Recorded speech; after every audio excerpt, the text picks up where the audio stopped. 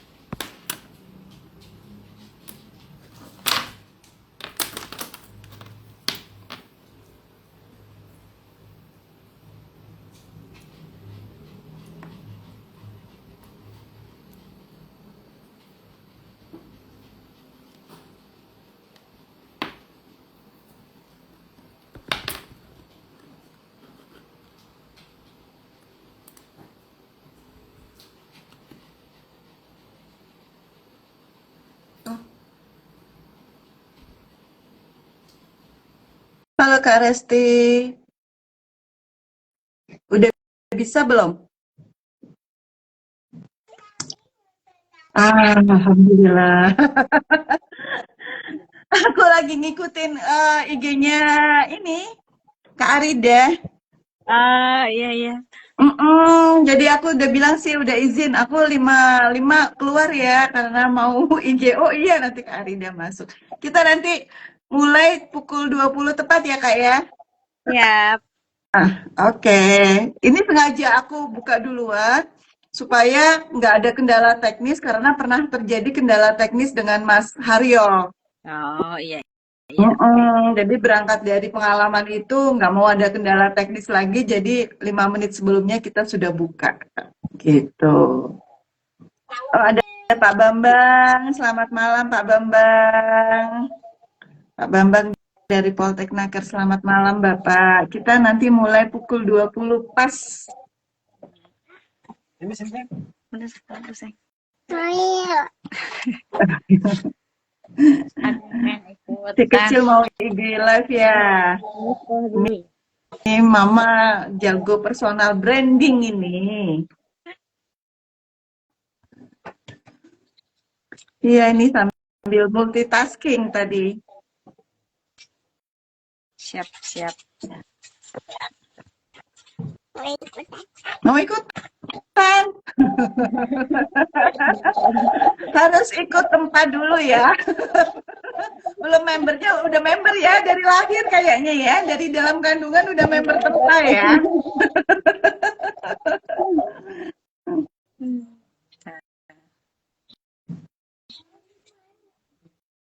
Oke, sekarang udah pukul 20 pas Kak. Kita mulai saja ya Kak ya.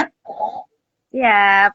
Baik, selamat malam Kak Resti. Selamat malam Pak Bambang. Selamat malam juga buat teman-teman yang akan bergabung gitu ya.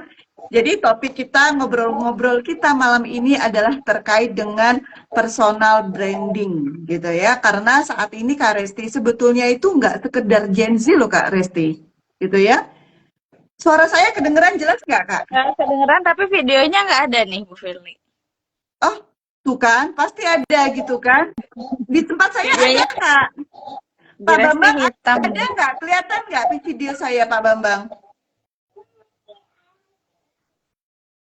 Iya, mesti ada yang kayak gini-gini nih Kak. Drama kayak gini nih Kak. Udah nggak apa-apa ya Kak, kita lanjut aja ya Kak. Oke deh. Boleh kita lanjut Siap. Kak? Ya, baik. Kak, Kak Resti, sebetulnya itu hari ini itu yang melakukan personal branding, kalau saya perhatikan Kak, gitu ya, itu bukan hanya Gen Z Kak, gitu ya. Bahkan beberapa teman saya yang sudah pensiun Kak, gitu ya, Dulu kan belum ada media sosial ya Kak, zaman dulu gitu ya. Yang udah pensiun pun itu sekarang ikut kelas personal branding, gitu ya. Iya. Jadi, sempat juga itu saya melihat ini ya, apa videonya Pak Renat Kasali itu juga mengatakan bahwa sekarang semua generasi sedang sibuk untuk membangun personal branding gitu ya. Nah, malam ini kita fokusnya adalah kepada personal branding Gen Z gitu kan. Kalau kita bicara Gen Z itu kan memang masih generasi galau ya Kak gitu ya. Kalau Gen Z sudah mature itu justru aneh gitu ya secara psikologis. Memang waktunya dia galau gitu ya. Baik, kalau menurut Kak Resti sendiri gitu ya, kenapa sih Gen Z itu butuh banget untuk kenal nilai-nilai pribadinya gitu ya, otentitas dirinya sebelum dia membangun personal branding. Boleh dijelaskan nggak Kak Resti? Oke. Nah, jadi bicara tentang personal branding ini kan tentang bagaimana kita mau mempersepsikan diri kita di mata orang lain. Jadi, Ya, singkatnya kita mau dikenal sebagai apa sih? Nah, ya. seringkali nih kalau ada orang bangun personal branding tapi nggak kenal value diri, nggak kenal sama dirinya, jadinya muncul malah jadi pencitraan. Jadi Hmm. pencitraan itu jadi kayak, wah kelihatannya keren nih di luar, tapi rapuh di dalam. Nah, Hmm. jadinya efeknya apa? Efeknya ketika misalnya kena terpaan komen netizen atau omongan orang lain dan lain-lain gitu Hmm. yang sifatnya bikin gak nyaman karena dudukan di dalamnya value-nya nggak kuat gitu, yang dipegangnya apa, yang ditampilinnya apa gitu. Jadi nggak Hmm. selaras antara apa yang ada di dalam diri sama apa yang ditampilkan keluar. Nah, itu efeknya nanti jadinya gampang apa ya? Gampang Mas, gampang melehoi, melehoi. Oh, iya, iya, iya, iya, iya, iya. Baperan ya, Tumbang Kak. gitu gampang. Kalau Ya, kena baper. kena hujat netizen, udah baper. Kemudian kalau kena isu sedikit, personal brandingnya bisa langsung runtuh, gitu ya, Kak ya. Iya, Nah, iya. sedangkan ketika kita kenal sama diri gitu dan kemudian value itu jadi fondasi personal branding, itu akan bikin personal branding kita lebih kokoh gitu, lebih kokoh yang nggak gampang goyah, nggak gampang ambruk gitu Mhm. ibaratnya ketika dapat tantangan apapun. Karena kan ngebangun personal branding ini sifatnya jangka panjang ya, Iya, nggak bisa sehari dua hari jalan langsung orang iya, kenal kita iya, sebagai sosok apa iya. gitu. Jadinya ketika kita tahu value diri kita apa, nah maka ada keselarasan gitu antara apa yang di dalam diri dengan apa yang ditampilkan keluar kayak gitu. Hmm. Jadi pentingnya kenal diri itu di sana sih karena value ini kan apa ya, terkait juga dengan makna hidup, terkait juga dengan apa yang penting bagi hidup, tentang tujuan hidup juga Mhm. itu adanya di value. Jadi penting banget kita tahu value diri kita sebelum kita mau bikin orang tuh kenal kita sebagai apa gitu Bu Hmm, Firly. ya. Jadi perlu sekali untuk kita kenal diri kita sendiri, value di dalam diri kita sendiri, gitu ya. Sebelum kita membranding itu untuk membangun persepsi orang lain terhadap kita ya, Kak ya. Iya. Oh, oke, baik, baik, baik. Kak, bagaimana ceritanya, Kak? Kalau kita itu adalah pribadi yang minder, yang nggak percaya diri, yang ragu gitu ya. Gimana caranya kita bisa menjadi otentik gitu ya? Tapi walaupun otentik dan bisa diterima di dunia kerja katakanlah ya, di dunia profesional atau di ranah publik. Itu bagaimana caranya, Kak?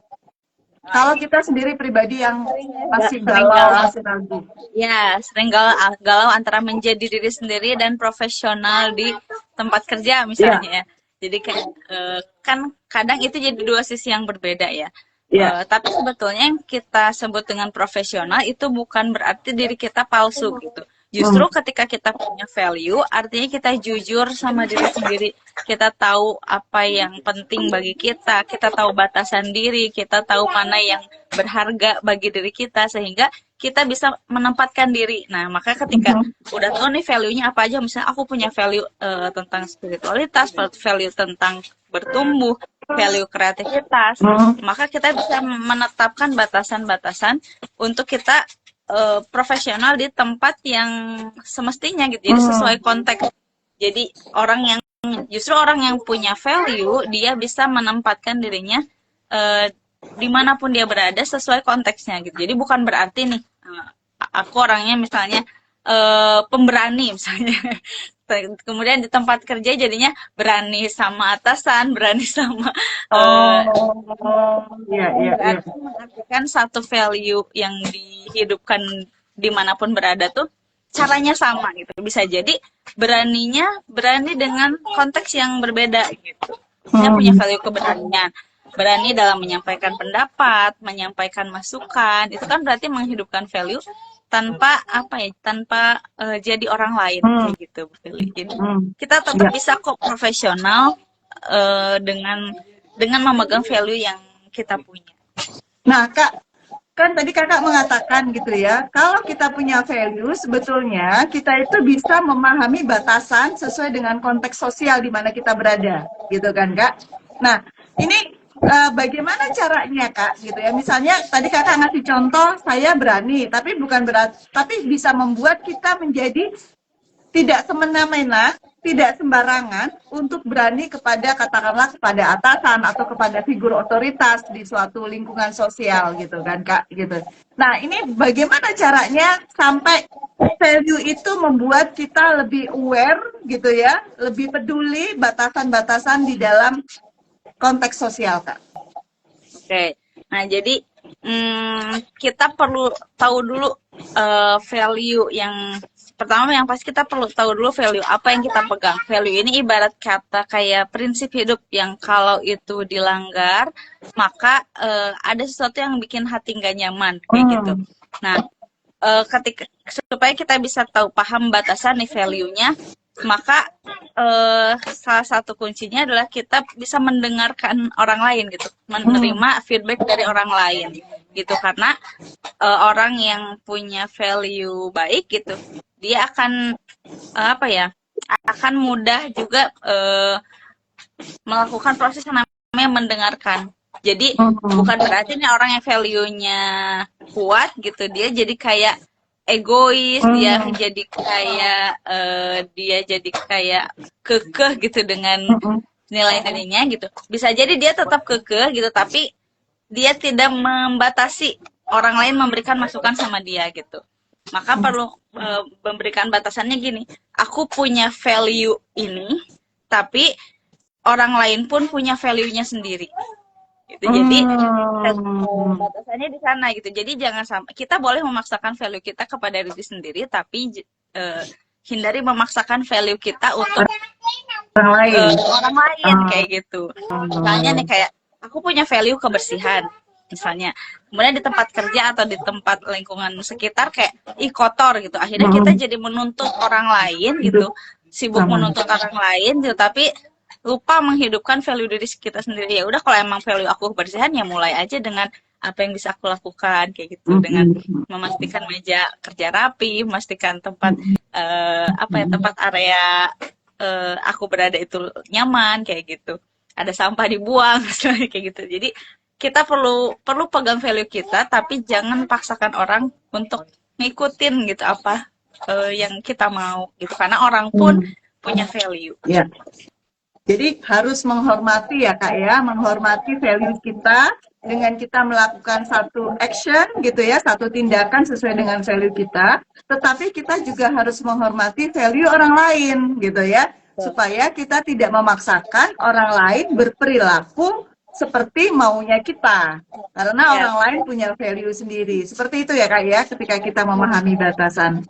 Baik-baik. betul, karena kayak terkait personal branding kan tentang tadi ya, kita mau dikenal sebagai apa dengan cara apa gitu. Nah, personal branding terbaik itu sebetulnya bukan hanya tampilan di media sosial, tapi justru ketika kita berinteraksi sama orang secara langsung dan dia merasakan energinya kita. Nah, itulah personal branding yang sebetulnya gitu, Ya, kalau menurut Resti. ya, ya. Betul, Kak. Betul, Kak. Jadi kalau kita berinteraksi dengan orang lain, berinteraksi langsung dengan orang lain, dari situlah kita bisa tahu ya, Kak ya. Iya. Kita bisa merasakan energi orang tersebut dan disitulah kita sebetulnya bisa mengkomunikasikan nilai-nilai kita gitu ya, melakukan personal branding secara langsung ya, Kak. Baik, Kak. Kalau kita bicara nih, Kak, hari ini itu kan personal branding itu kan banyak dilakukan di media sosial ya, Kak. Gitu ya. semua berlomba-lomba gitu ya untuk melakukan personal branding. Saya pun iya gitu ya di LinkedIn gitu ya hampir setiap hari posting-posting gitu kan. Nah, kalau menurut pengalaman kakak sendiri gitu ya, apakah personal branding itu harus selalu kelihatan di media sosial kak gitu ya?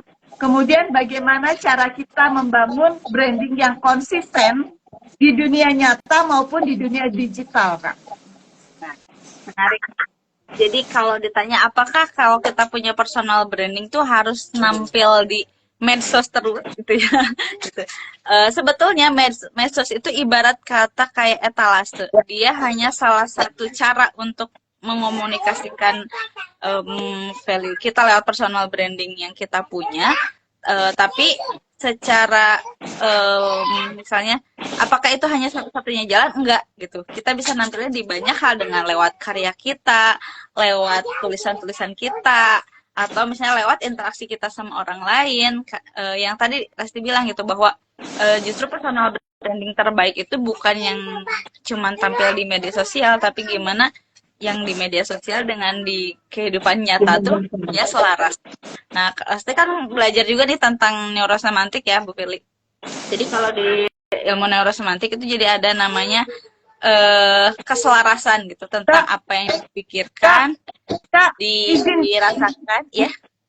Izin dulu saya menutup pintu ya, karena ruang kerja saya menghadap ke taman yang outdoor, dan sekarang hujan lebat, saya agak berteriak mendengarkan kakak agak susah. Sebentar ya, sebentar saja teman-teman. Ya.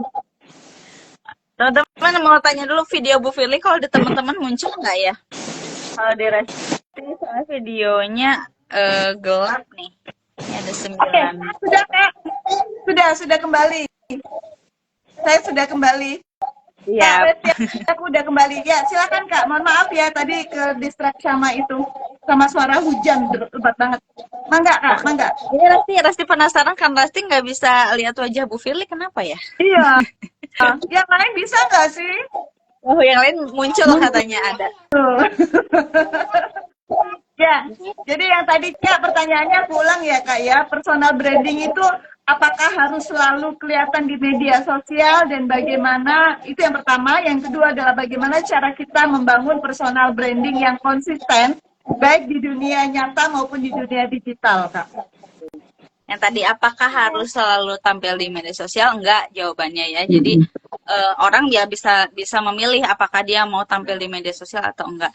Namun menurut Resti ketika kita berani untuk membuka diri kita di media sosial, artinya kita punya peluang lebih banyak untuk punya relasi, untuk punya berbagi lebih banyak kebaikan sama orang lain, untuk manfaat diri kita dirasakan oleh lebih banyak orang. Jadinya sayang ketika ada orang punya value-nya bagus, kemudian punya suatu hal yang berguna dan manfaat, tapi menutup diri dari membagikan di media sosial kayak gitu. Kalau misalnya ditanya harus tampil di media sosial atau enggak.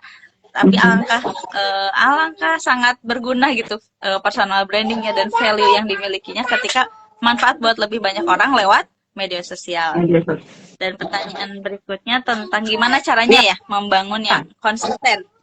Nah, seseorang itu bisa konsisten kalau selaras, Bu Firly. Jadi tentang tadi apa yang dipikirkan, apa yang dirasakan, apa yang dilakukan itu selaras. Nah, salah satu yang memandunya itu ya value diri kita gitu.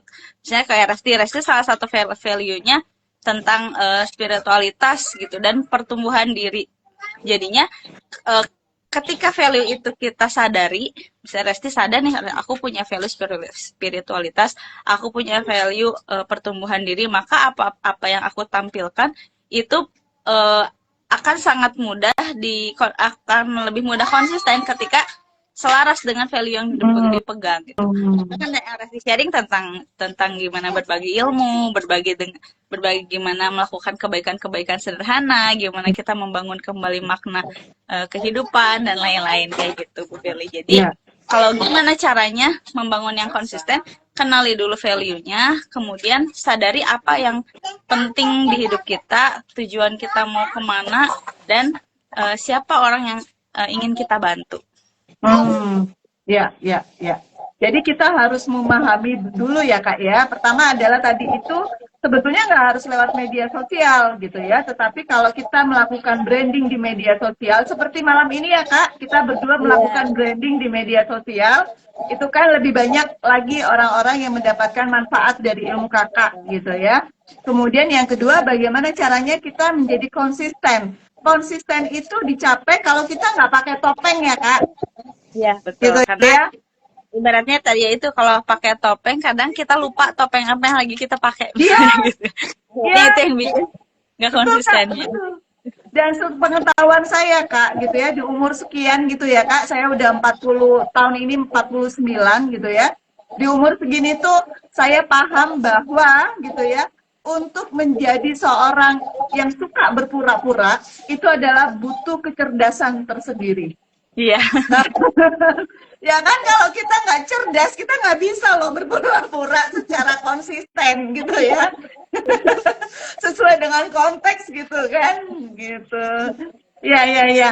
Nih Kak, gitu ya. Kalau saya jadi Gen Z nih Kak, gitu ya. Kalau saya jadi Gen Z, kemudian saya mau membangun apa personal branding gitu Kak. Kakak boleh kasih tipsnya Kak, bagaimana sih langkah pertama apa yang sebaiknya saya lakukan untuk membangun personal branding ini. Tadi Kakak sampaikan ada value gitu kan.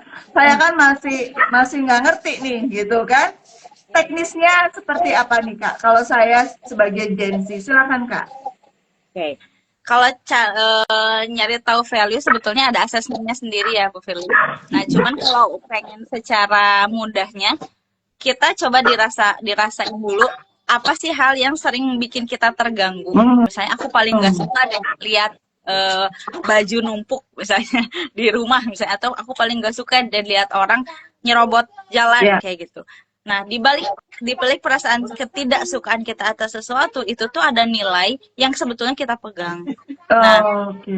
cara mudahnya nemuin kalimatnya kayak gini. Aku tidak suka melihat bla bla bla karena aku menjunjung Oh. tinggi bla bla bla. Nah, yang kita junjung tinggi itu value kita.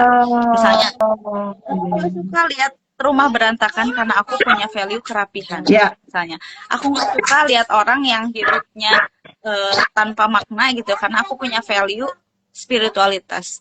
Aku nggak suka kalau ada orang yang yang banyak bilang nggak tahu gitu, banyak bilang nggak bisa, susah Ya. dan lain-lain karena aku menjunjung tinggi value kreativitas misalnya.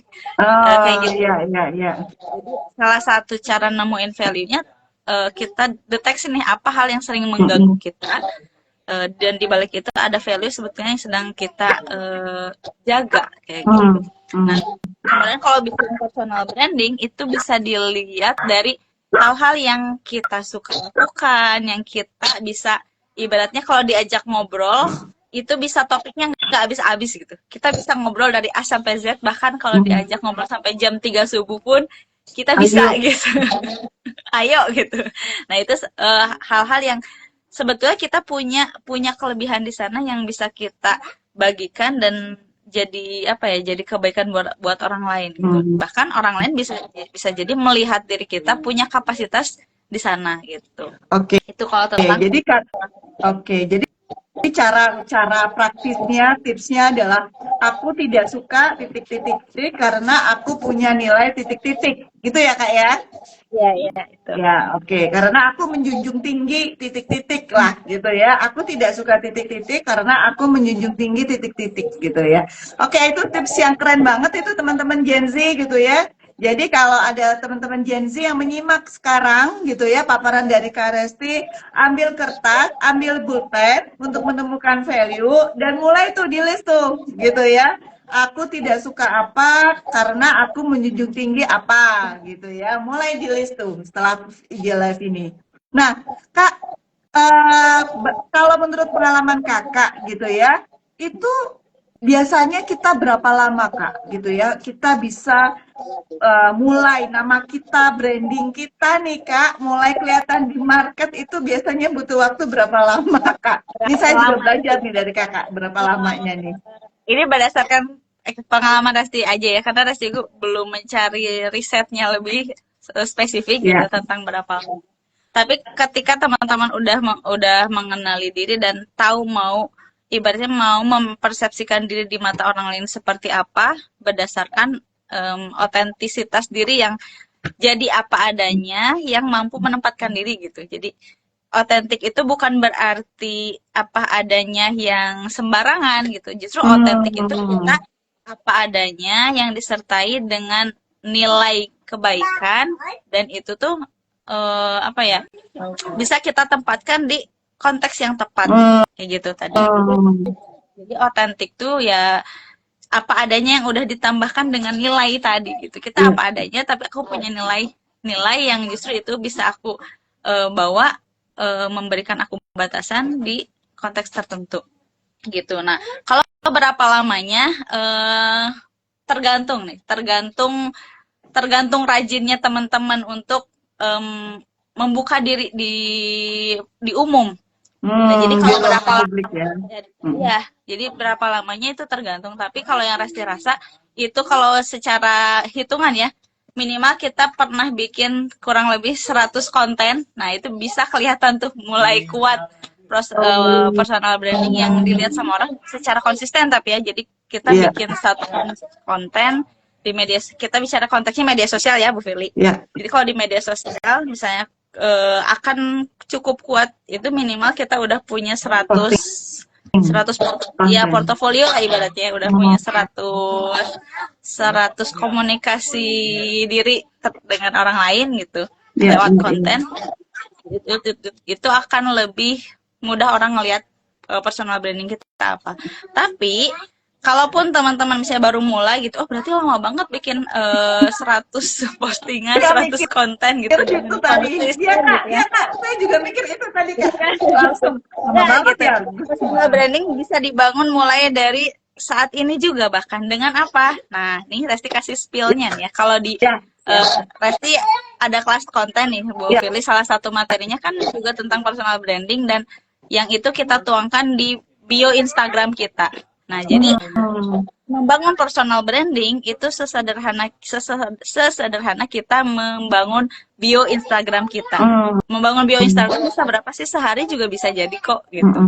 Nah, apa yang dibangun di dalam bio kita perlu tahu kita di media sosial ini sukanya ngomongin apa sih. Yang kedua, apa yang bisa kita berikan untuk orang lain. Jadi apa manfaat yang bisa orang lain dapat dari kita yang bisa orang lain lihat dari bio kita ini tadi. Yang ketiga, kenapa orang lain perlu trust sama kita gitu? Emang kita punya experience apa atau punya prestasi apa yang bikin orang itu perlu dengerin kita gitu. Dan yang keempat, apa sih yang saat ini kita kerjakan kayak gitu. Jadi orang lain bisa melihat personal branding kita itu lewat apa yang kita tampilkan di profile Instagram kita, baik itu LinkedIn atau di Instagram, TikTok dan lain-lain gitu. Karena pasti ada profilnya kan. Nah, orang bisa baca personal branding kita secara singkat dari deskripsi yang kita tuliskan di sana. Oke, wah ini menarik banget nih Kak Resti. Kak Resti, jadi kalau kita bicara personal branding gitu ya di media sosial nih Kak Resti, itu kan sebetulnya bukan hanya isinya itu edukasi mulu ya Kak ya, gitu ya. Kalau lihat isinya edukasi, lama-lama jadi platform e-learning ya Kak, gitu ya. Jadi platform e-learning. Jadi kita itu menampilkan value kita gitu ya. Kalau kita bicara value, berarti kita juga bisa ya Kak menampilkan value kita dalam konteks kehidupan sosial kita di lingkungan rumah kita misalnya. Itu juga bisa ya Kak ya? Gitu ya. Bisa banget. Jadi bisa banget ya. Bahkan kalau misalnya personal brandingnya udah jadi nih misalnya personal branding itu rumusnya gini Bu. Saya mau bantu siapa untuk apa? Saya mau bantu siapa dengan cara apa supaya apa? Misalnya aku mau bantu para ibu untuk bisa belajar supaya bisa bertumbuh dari rumah. Misalnya itu personal brandingnya aku misalnya. Atau ada yang aku mau bantu ibu rumah tangga berpenghasilan dari rumah. Aku mau bantu ibu rumah tangga untuk bisa mulai bisnis dari rumah supaya bisa berpenghasilan dari rumah kayak gitu. Jadi aku mau bantu siapa, dengan cara apa, supaya apa. Gitu rumus contekan mudahnya gitu dari yang pernah Resti ringkas gitu dari perjalanan membangun personal branding. Jadi nah si message itulah yang nantinya akan jadi jadi ibaratnya ingredients utama di setiap konten kita. Misalnya kita mau nampilkan kehidupan kita sehari-hari. Tanpa kita sadar itu pasti kok ada relate-nya sama pesan yang ingin kita sampaikan. Misalnya nih Resti punya value-nya bertumbuh nih, tapi pengen nampilin tetangga lagi kerja bakti misalnya. Nah, apa sih kaitannya si kerja bakti ini sama proses bertumbuh gitu? Nah, disitulah yang kita ceritakan gitu. Jadi orang lain bukan cuma sekedar ngelihat apa yang kita informasikan, tapi juga bisa mengambil pesan dari konten kita itu. Oke, jadi konten kita itu sebetulnya bukanlah tempat untuk kita flexing, bukanlah tempat untuk kita mengglorifikasi ego gitu ya, tapi kita berbagi activity gitu ya, dimana mungkin kita berbagi nilai apa yang terkandung di dalam activity yang sedang kita lakukan, begitu ya Kak Resti ya? Oh ya.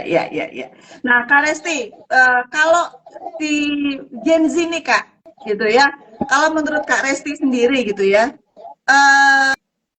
dia sendiri gitu ya, kan dia belum punya pengalaman ya Kak di dunia kerja, dia mau personal branding gitu ya. Nah, baiknya itu Kak gitu ya, sebaiknya kalau terkait dengan value, saya lagi mikir nih Kak, kalau terkait dengan value dia itu kan masih ababil ya gitu ya, ABG masih galauan lah gitu, dan itu wajar gitu ya, karena Gen Z kalau macet justru aneh gitu ya, jadi masih sangat wajar untuk itu. Nah, apa sebaiknya konten-konten yang ditampilkan oleh adik-adik Gen Z kita ini Kak gitu ya, untuk menunjukkan atau untuk menjual diri gitu ya, agar mereka bisa mendapatkan peluang baik dalam bekerja ataupun peluang untuk pengembangan dirinya Kak. Konten apa yang sebaiknya ditampilkan oleh adik-adik Gen Z kita ini Kak?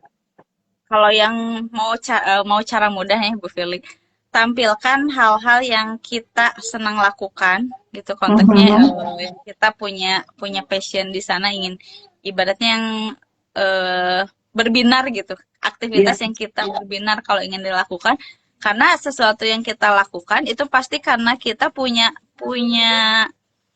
semangat untuk bertumbuh di sana. Nah, ibaratnya passion ya. Justru jadi ketika seorang Gen Z, aku bingung nih, aku pengen nampilin apa, mulailah dengan apa yang kegiatan yang disenangi. Misalnya, aku lagi senangnya ya udah, aku senangnya make up, mainan make up misalnya. Kalau perempuan kan banyak banget pasti lihat kreator-kreator yang ya konten-kontennya tentang make up, dan itu boleh-boleh aja gitu, justru jadi tutorial atau jadi hal-hal yang bisa jadi mereka dilirik sama orang-orang yang butuh make up artist gara-gara kontennya mereka kayak gitu. Yang kedua tentang apa yang mereka bisa jadi mereka nggak enjoy, tapi mereka good at kayak jadi mahir gitu. Mereka punya kemampuan di sana gitu. Jadi ada orang misalnya punya kemampuannya apa ya? Tentang keuangan misalnya.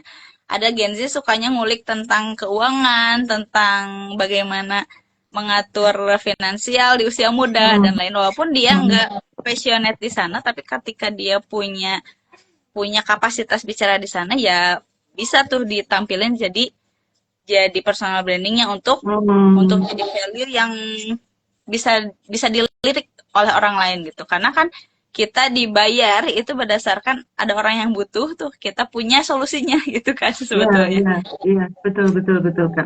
Jadi apapun yang kita punya nih ya, bahkan keahlian sederhana gitu yang kita punya, kalau kita bisa komunikasikan, bisa jadi itu tuh solusi bagi orang lain yang sedang punya masalah, dan setelah kita akan dapat dapat peluang. Iya, iya, iya. Nih ya, adik-adik Gen Z gitu ya. Ternyata gitu ya, nggak harus punya pengalaman panjang dulu gitu ya, pengalaman kerja panjang dulu untuk bisa melakukan personal branding gitu ya. Sebetulnya activity yang kita sukai pun bisa kita jadikan materi untuk personal branding gitu. Activity yang kita sukai, tetapi tentu captionnya harus ini ya Kak, mengarah menunjukkan value ya Kak ya. Karena kan satu gambar punya persepsi yang berbeda-beda ya Kak, gitu ya. Ya, jadi menunjukkan value, kemudian juga mungkin kita tidak terlalu punya passion di bidang itu, tetapi kita skillful di bidang itu. Itu pun juga bisa kita jadikan konten gitu ya, supaya tidak hanya kita mengedukasi, tetapi juga membuat kita sudah menciptakan target ya atau potensial market yang kira-kira mereka suatu saat akan membutuhkan jasa kita. Begitu ya Kak Resti ya. Iya gitu. Baik. Jadi bisa kok misalnya kayak Gen Z apa sih hobinya pasti banyak kok, apalagi Gen Z itu tipe yang eksploratif kan. Mm-mm. Jadi apa-apa dicoba gitu dan ya Iya, itu iya. bisa mereka tampilkan dan sangat mungkin gitu ngebuka peluang mereka ketemu ketemu relasi yang sefrekuensi, ketemu orang-orang dengan kesukaan yang sama, akhirnya kolaborasi. Itu mungkin banget. Iya, iya Kak. Iya, Kak. Baik, Kak Resti, ini kita sudah pukul 20:32. Kita asik banget. Saya setiap kali melakukan IG Live itu 30 menit itu rasanya selalu kurang. Iya, Gitu kan? gak kerasa.